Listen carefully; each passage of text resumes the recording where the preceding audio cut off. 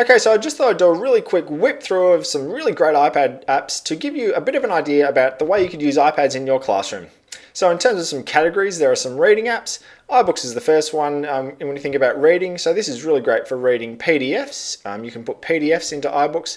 You can also put EPUBs, which are electronic textbooks, into iBooks. And when you put an EPUB into iBooks, you can put in personal bookmarks. You can add your own annotations.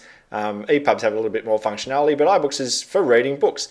In terms of books, you should check out Project Gutenberg online. So there's a whole host of copyright-free books which you can download anytime you want and put them straight into iBooks on the iPad. So that's really great. iTunes U is one of the biggest catalogs of free educational content on the planet. It's got heaps and heaps of stuff. It's really worthwhile delving into, any material for your personal learning or certainly the students' learning. Heaps of great educational content there to look at. These four apps, so The Age is obviously The Age newspaper. It updates every day with a new edition. Zite is a personalized magazine, so you tell it what you're interested in and then it will deliver to you material from all over the web which relates to your interests. So it's a really good way to keep up to date with things that you want to keep up to date with. Wikipanion is basically a really easy way to access Wikipedia. The Bible, that's the Bible. Now, in terms of some writing apps, so again, more into things that the kids can do or you can do on an iPad. Pages is really word processing. So it's like Microsoft Word, but it's Apple's Pages. So this is when you want to type up a document, you can insert pictures into it. You can also, really importantly, you can insert tables into it and graphs. And the tables and graphs are, come up really, really well. So that's really great for kind of the middle years when you're wanting to do graphs on an iPad. But that's certainly your word processing app. So, typing up documents, and they look really nice. Notability, that's another way that you can create documents, but it's also an app to mark up PDFs or, annotate PDFs. So you can scribble all over PDFs and any document. You can add your own text to PDFs or highlight PDFs. Really interestingly, in terms of teacher feedback, a teacher is also able, if a student emails the teacher a PDF, the teacher that can then record some audio onto that PDF, send the notability file to the student. The student will open up their work, which you can write all over, but also record audio into. They can then play back your audio so they can get audio feedback on their work. So it's really great for marking, and it's also really great for the student to get that kind of feedback. So Notability is a really handy tool. These two, Creative Book Builder is basically a way to create EPUBs or electronic books on the iPad. So you can make a book, and in the book you can have obviously text and pictures and chapters and title pages, but you can also embed video into an electronic book. So that might be a really massive project maybe for the whole year.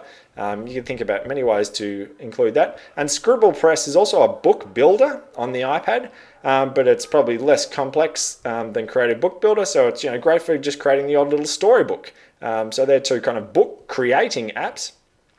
That does lead us into kind of more creating things. So the first one is movies. So iMovie is a really great app to create movies. You can use it for so many tasks in the classroom. It's got really simple movie trailers that you can create. And it's also got just general movie projects. So you can, anything you can think of, you can make a movie of, and it's a really great engaging project. iMotion HD is a really simple way to create stop motion movies. Or claymation movies. So get some plasticine, move it slowly step by step, take a picture as you go, and you've created your very own stop motion. Really great for getting students to think about the way something works, to really think about the steps behind it. So that's movie making and also stop motion movie making, really simple to do. GarageBand's a great creation tool, so obviously creating songs. But you can also get the kids to record audio in there, and any audio that they have recorded, they can then export into iMovie to put as like a backing track to their own personal movie. So that's heaps of fun, GarageBand. These two, Artset, so that's, it's a drawing app. You can draw with paint or pencils or crayons or anything you want. And then again, Artset, you can kind of save that work to your camera roll on the iPad. Or if you do create some art, you can save in your camera roll and then import it into Strip Designer. So Strip Designer is a comic book maker. So you can get the kids to, on any topic, create a comic where you have pictures of people and they've got little speech bubbles coming out of their mouth. So it's another really creative way to get students thinking and creating. In terms of presenting apps, with the iPad, Keynote is the first one, and that's really, that's like Apple's version of PowerPoint. It's on the Mac and it's on the iPad. Really good. So, you create slides, add titles, add pictures. You can put movies into it. Transitions between the slides. Things fly in. So it's a really great presenting tool. Also, say Prezi is another option. So Prezi's got that really zoom in, zoom out effect. So Prezi is an app on the iPad. Kids can create their own Prezis and view Prezis that other people have created online. And Explain Everything's really, it's a kind of a screencasting tool for the iPad. So it's awesome. The kids can explain everything and anything. So they can add in pictures and slides and draw all over them and have arrows, and you can even embed a web page into it, and it records what you're doing on the screen, and it also records your voice, and then it exports it as a movie of whatever it is that you've explained. So it's a really good way to, for students to teach themselves or each other concepts. Here's a few kind of subject-specific ones. So in terms of maths, there's King of Maths, awesome game, really fun game. Have a play, and you'll be like, I bet you I can, I bet you I'm awesome at maths. The bottom two, so there's a basic calculator plus is this, black one. It's really basic calculator, and then the other calculator, the white one, High Calc. That's if you ever want to calculate anything, you can do it in there. It's got unit converters, scientific calculators. It can calculate all sorts of things, so really useful. In terms of science, well, there's a periodic table, because who doesn't need one of them? And SparkView is basically an app to plug into some data collection utilities, so you can basically collect scientific data on temperature or motion or anything in the science classroom. Humanities, there's history maps of the world, so it's just old maps. It's really interesting to have a look at kind of the old maps and how it's changed. And then Google Earth, so obviously it's Google Earth, so Google Maps, and you can zoom in on anything all over the world, and there's Wikipedia entries and points of interest, so that's some subject-specific apps. In terms of thinking, there's a Flashcards Plus revision kind of creation tool, so it's it's flashcards. Simple Minds Plus, so that is creating mind maps on the iPad. Do it in a workbook, do it on the iPad. Maybe have a choice if you're creating mind maps. Socrative is basically a clicker, so the teacher can set up a classroom in Socrative, and then the students using their version of Socrative can answer questions, all the questions are collated onto the teacher iPad. So you can ask all the kids a question and see how many of them are going to get it right or how many of them get it wrong, and then it's really good, kind of opens up the discussion, and it's a good way to kind of nut out misconceptions with kids. And traffic light is another way to kind of do that. You can have it in your class, and kids can be on the green light if they're going well, or on the stoplight if they're not going so well. It's a bit of a fun app, really. Some just simple utilities. So dictionary, well, that's a dictionary. Dropbox is, it's kind of like Apple's iCloud. So if you've got an iPad and you create work in Keynote or Pages, you can save it automatically to iCloud, and it's actually available from any computer on the planet, so it's just on the internet.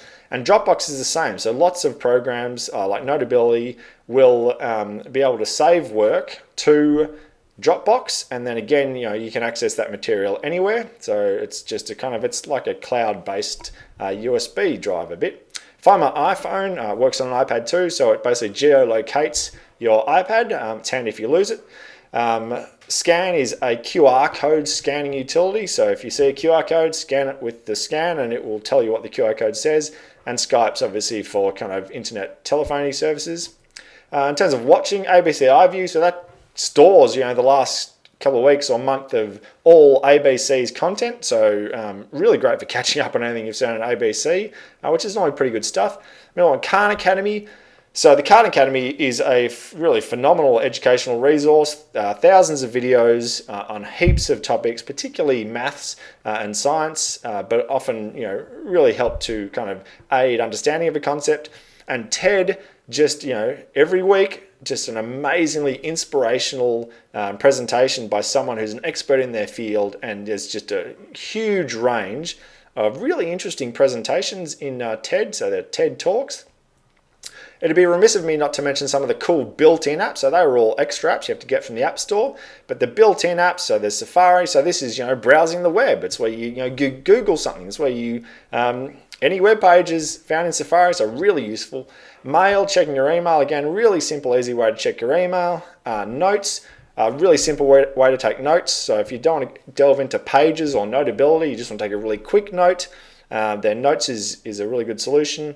And photos, you can obviously take photos and movies with an iPad, but anytime you save a photo or a movie from iMovie, if you save photos or movies from any of the apps, explain everything, they'll end up in your photo roll, which you can always, or your camera roll, which you can access via the Photos app. Newsstand is where if you get a magazine app, so like The Age will appear in Newsstand, but other magazines can appear there. Maps is Apple's Maps offering, so it's Maps. And Siri is the kind of iPad personal assistant. So you can tell it to do things like open up apps or dictate to it. Any app that's got a keyboard, you can actually initiate Siri and talk to your iPad instead of typing, and your words will appear kind of as you dictate. So it's a really handy dictation tool as well as being a way to get the iPad to do some things for you. So that's some really great iPad apps. I hope they're very fast, but I hope I've given you something to think about and maybe some ways that you could think about incorporating iPads into your classrooms. Hope it was helpful.